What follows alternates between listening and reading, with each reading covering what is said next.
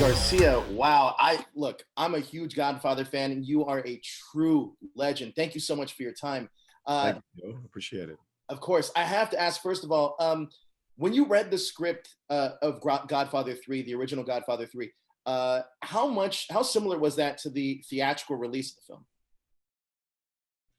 film? There were some things that remained constant, and a lot of things that changed uh, during the course of developing the material, during rehearsal, during shooting.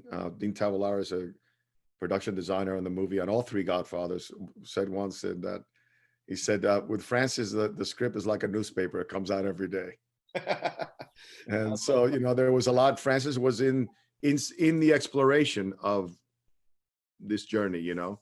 and there was a lot of things that were fresh as we began, that happened as we made the film, that were not part of the original script that I read, that we started with. Really? Fascinating. See, I'm so happy that Godfather Coda, The Death of Michael Corleone, is released because I am a huge Godfather fan.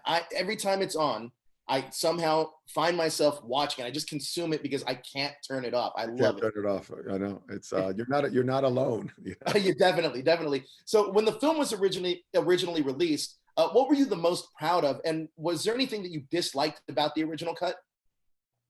I was so privileged to be associated with it. I hadn't, I was so proud of being a part of that of a movie, of a trilogy, of films that changed my life, as changed my life.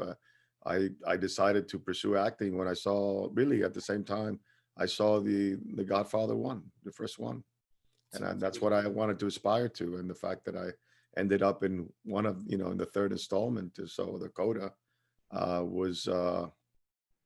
was a fulfillment of a dream. Did Uh, you ever think that you would ever get to see a recut like with the Coda in The Godfather? well, I knew Francis has a history of revisiting his films, because a lot of times movies come out in a certain way because pressures of time, release dates, studio pressures on things they want in or not in, and Francis has probably acquiesced to some of the, and had to fit in the timeline. And in this case, the movie had to be released on Christmas Day, and I don't think Francis ever felt that he had enough time to, in a sense, find the movie that is the movie he's showing you now. Right. But he acquiesced to the date, and he was supportive of the studio. He changed the title because the studio wanted a different title, all those kind of things, because he respects the studio and the investment they've made. But as an artist, he's revisited Apocalypse. Now he's the one he has now is his definitive version. Yep. And Cotton Club, he did the same thing. Uh, there was a lot of pressure during Cotton Club to take sequences out because there was, people felt there was, I think he said something like there were too many African Americans in the movie or something like that. And I was like, what is that all about? It was just Right. ridiculous. Right. So things like that Francis, probably felt like, my work is not being represented the way I want it to be represented. And he's been able to go back in and saying, this is my legacy. This is what I intended, and share it again, which I think it's a beautiful thing. So do I. So do I. Now, some of your co-stars, such as Diane Keaton, have raved about the new edits and how it improves the film. Have you seen the new cut, and have you Yes. talked with your former co-stars about it? Yes, we all saw it together at Paramount, five of us, Al and Diane, Talia, and George Hamilton, at the screening room in Paramount. Beautiful, and we were very emotional about it. The movie was, obviously has a clarity that's has been enhanced now. The clarity of the plot specifically, and the reorganization of that has helped, I think, the weight of the film, and you can really stay with Michael, what he's going through. So I think this is a stronger version of the film for sure. I had no issues with the other one, but because I knew the story, so you could organize it any way you want, right? Because I was inside of it. But I think this version is what Francis is. If he's happy, I'm happy, I guess. You know what? I actually love the other one as well, but I also love this one. And one of the things that I noticed that's a little bit different is Mary and Vincent's romantic tension seems to be a little bit more effective. Can you talk to me about the difference between the original and this one with Mary and Vincent. I don't know. I don't see what he changed in that, to tell you the truth. If he did, he might have started things a little earlier, or gotten into scenes a little later. Ah, It came out a little sooner. Movies have scenes have beginning, middles, and ends of a scene, but editorial, you don't necessarily show the whole thing. You can start in the middle or come out of it earlier. Start at the beginning, but don't go to the end. There are choices that are made in a rhythmic pattern in the film, and also that sometimes what as Francis always said to me, sometimes people feel movies are too long, and right. it's not like you have to shorten the movie, but sometimes you have to put things back in Sure. so people don't get lost. The moment you get lost as the thread is being pulled of the narrative and your emotional involvement, then the movie seems long. And it's not really a time thing; it's an engagement thing. Well, I really. Oh, sorry. I feel that the work. I'm very proud of the work that Sophia and I did. I'm very proud of the work that she did in the movie. It's very courageous. It's very honest. It's extremely soulful and very deep. And I'm very proud of the work we did. And I've always been proud of it. And I think how her performance was judged when it came out, it was really unjust. Oh, absolutely, absolutely. I couldn't agree more.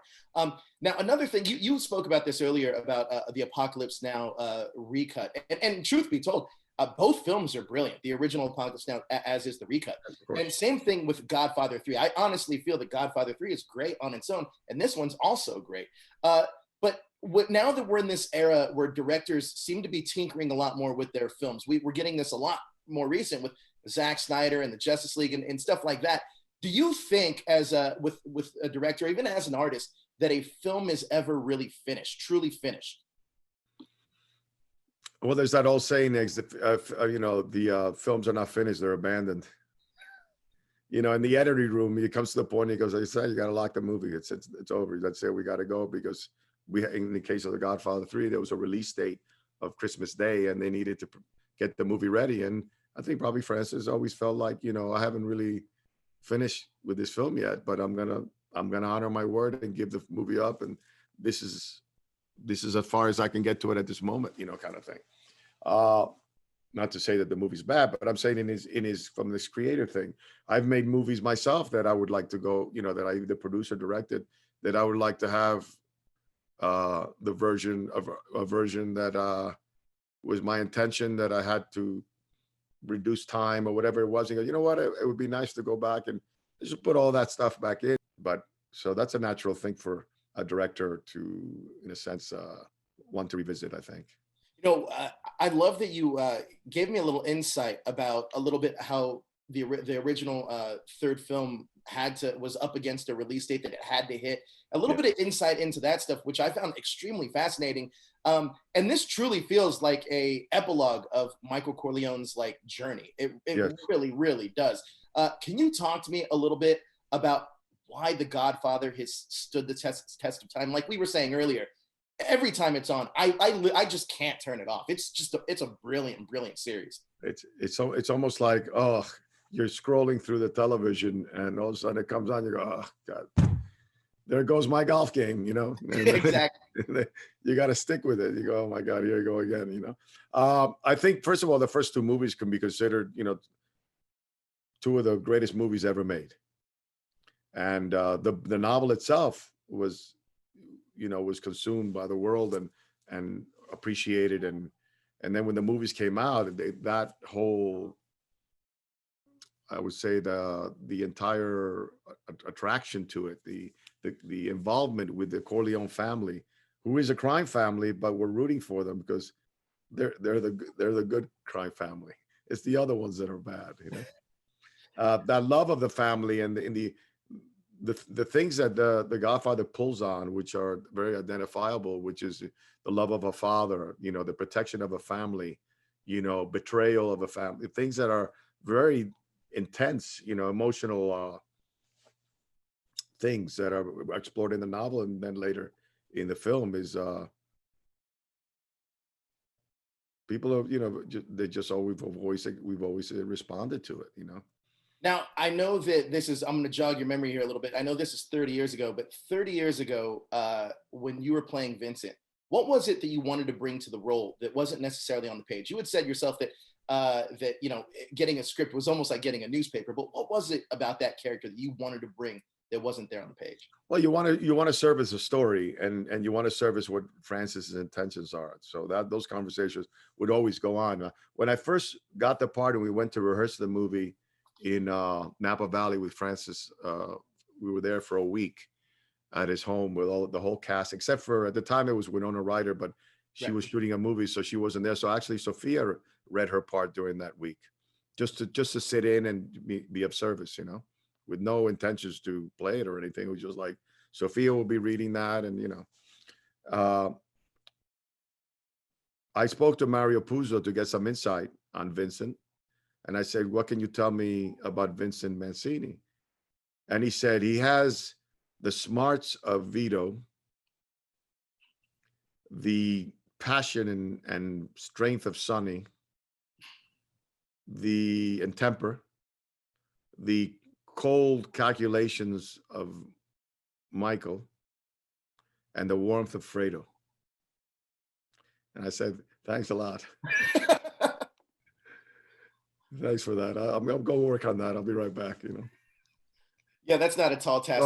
So I always had that in mind, really. That's kind of a thing that I always had in mind, that the character had many dimensions, and that although he's a guy, as Al said the other day in an interview, I said, he's dating my daughter as his first cousin, and he's a guy who's got many women and he kills people, and what is he doing with my daughter?